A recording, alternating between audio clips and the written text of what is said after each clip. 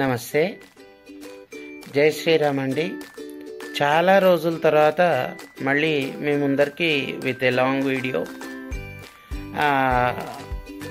1000కి పైన సబ్స్క్రైబర్స్ అయ్యారు. మీ అందరి ఎంకరేజ్మెంట్తో నేను ఇంకా మంచి మంచి వీడియోలు మీ ముందరికి తీసుకువస్తాను. మీ ఆశీర్వాదం ఇలాగే కొనసాగాలని కోరుకుంటున్నాను. మీరందరూ కూడాను సబ్స్క్రైబ్ చేసే ఉంటారు. సబ్స్క్రైబ్ చేయని వాళ్లకు సబ్స్క్రైబ్ చేయించండి. అలాగే వాళ్ళ చేత లైక్ కొట్టించండి, షేర్ చేయించండి. అట్లా కనుక చేసి నన్ను అలాగే ఎంకరేజ్ చేస్తే మీ గురించి మంచి మంచి ఇన్ఫర్మేషన్ని తీసుకొని ఈ వీడియోలలో నేను ప్రజెంట్ చేస్తూ ఉంటాను.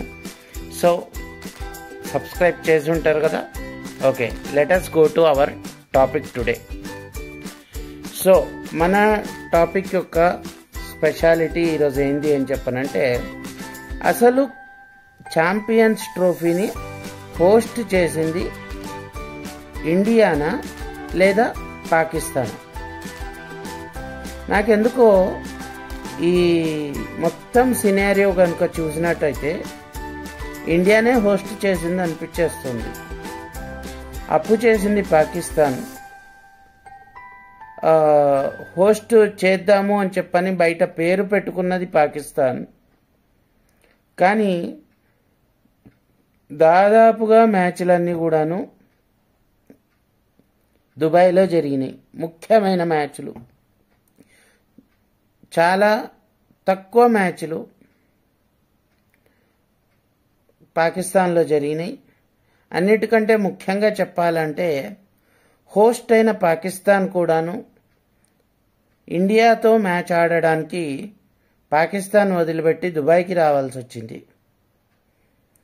దీన్ని బట్టి అర్థం ఏమిటి అని చెప్పనంటే, భారతదేశమే క్రికెట్ ఛాంపియన్స్ ట్రోఫీని హోస్ట్ చేసింది అన్నట్టుగా ఉంది. కానీ పాకిస్తాన్ ఏ కోశాన కూడాను ఛాంపియన్స్ ట్రోఫీని హోస్ట్ చేసుకున్నట్టుగా లేదు. ఇదంతా ఒకవైపు సరే, అది వాళ్ళ సెక్యూరిటీ ఫెయిల్యూర్స్ ఇలాంటివన్నీ కూడాను ఉంటాయి గనక, సో పాకిస్తాన్లో మ్యాచ్ ఆడటం అనేటువంటిది వల్ల కాదు, ససేమిరా కుదరదు అని చెప్పని మనం తేల్చి చెప్పేశాం. కానీ వాళ్లకు ఈ విధంగా మనం చేసినందుకు వాళ్ళ వ్యాపారం ఎంత దెబ్బతిన్నది. వాళ్ళు ఏమనుకున్నారు, ఛాంపియన్స్ ట్రోఫీని కనుక హోస్ట్ చేసుకున్నట్టయితే ఎంతోమంది వస్తారు, అక్కడ మ్యాచ్ చూస్తారు. ఆ మ్యాచ్ చూసినందుకు గాను టికెట్లు కొంటారు.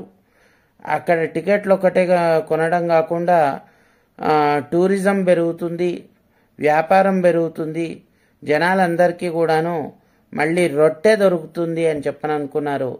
కానీ ఆ గవర్నమెంట్ అనుకున్న ఆలోచననే ఒకటి, ఆయన అన్నీ కూడాను ఇంకొక రకాలుగా అయిపోయినాయి.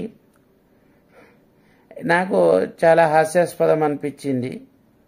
సరే, ఇది ఒక పాయింట్. అయితే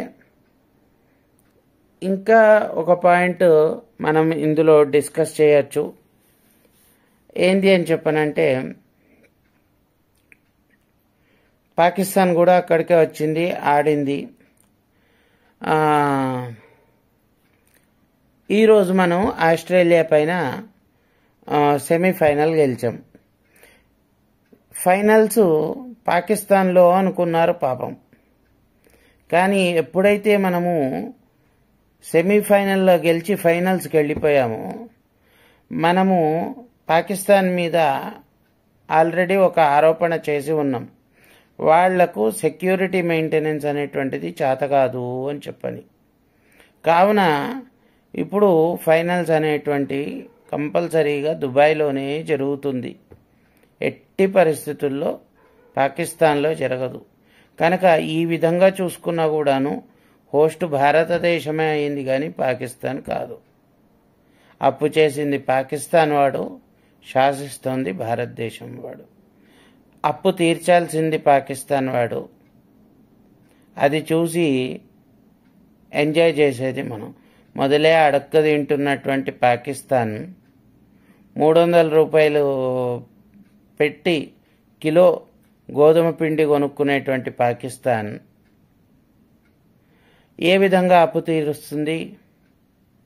ఈరోజు నీటి వనరులు కూడాను నిదానంగా తగ్గిపోతున్నాయి. ఇండస్ రివర్ ట్రీటీ అనేటువంటిది రెన్యువల్ చేయట్లేదు మన దేశం వాళ్ళతోని. అది కాకుండా ఇంకా గప్పాలు కొట్టడంలో చాలా పేరు పొందినటువంటి గవర్నమెంట్స్ అన్నమాట పాకిస్తాన్లో ఇప్పటి వరకు. షాబాజ్ షరీఫ్ అంటాడు, మేము ఇంకా భారతదేశంతో పోటీ పడగలం. ఏం పోటీ పడతావయ్యా షాబాజ్ షరీఫ్ అని చెప్పని, నేనే గనక ఒక విదేశాంగ మంత్రి అయి ఉంటే మన భారతదేశంలో తప్పకుండా ఆయన ఎదురుగ్గా పోయి నేను ఇదే ప్రశ్న వేసేవాడిని. ఏం పోటీ పడతావు? నీ జనాలకు నువ్వు నీటి వనరులను సరిగ్గా ఇవ్వలేవు, భోజనం లేదు, రొట్టె లేదు, కానీ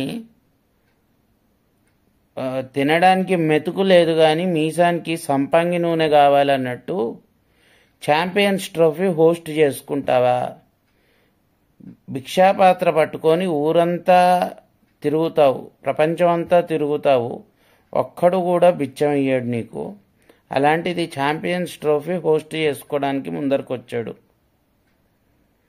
ఏంటి తను చేసుకున్నది? ఛాంపియన్స్ ట్రోఫీ హోస్టు మొత్తం కూడాను భారతదేశమే శాసించింది అని నేను అడిగేవాడిని తప్పకుండా. నేను ఒకవేళ కనుక ఏ విదేశాంగ మంత్రో లేకపోతే భారతదేశ ప్రధానమంత్రో అయి ఉంటే. కానీ ఇవన్నీ కూడాను మన వాళ్ళు ఆల్రెడీ అడగకుండానే అడిగినంత పని అయిపోయింది. ఎప్పుడైతే మనము పాకిస్తాన్కి వెళ్ళి ఆట ఆడలేదో అప్పుడే ఇంత అయిపోయింది. ఇప్పుడు వారి తల వాళ్ళు ఎక్కడ పెట్టుకోవాలో వాళ్ళు ఆలోచించాల. ఇదంతా ఒక ఎత్తు అయితే ఇంకేముంది పాకిస్తాన్లో? అప్పులు తప్ప. కనుక మనము ఈ పాకిస్తాన్ వాళ్ళు చేసినటువంటి పిచ్చి పనిని చూసిన తర్వాత మనకు కూడాను లైఫ్కి ఒక పాఠంలాగా మనము ఆలోచించుకోవాలి.